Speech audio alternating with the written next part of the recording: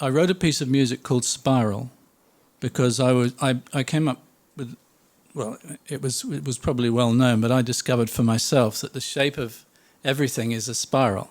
So every time you turn in one octave, an octave is when you go through from you go the same note, but it's vibrating at twice the frequency. So it's a process I had to go through in order to understand the whole underlying structure of things.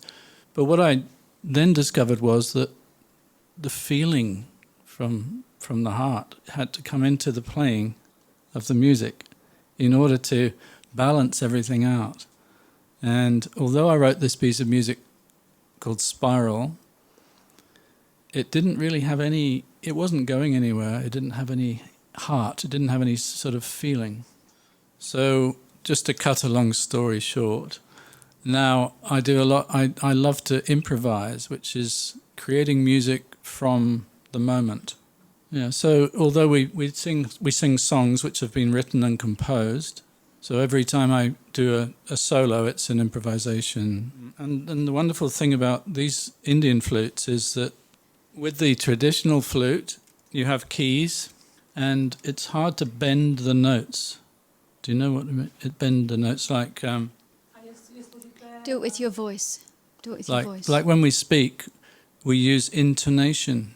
Like, oh dear. I'm really really happy today. But if I say, I'm really happy today, I sound like a robot, don't I? So when we speak, we do it naturally and effortlessly. So with the silver flute, I love the silver flute. But when I discovered the Indian Bansuri flutes, I discovered that I could speak with the flute like with my voice. So I'll just give you a little example. You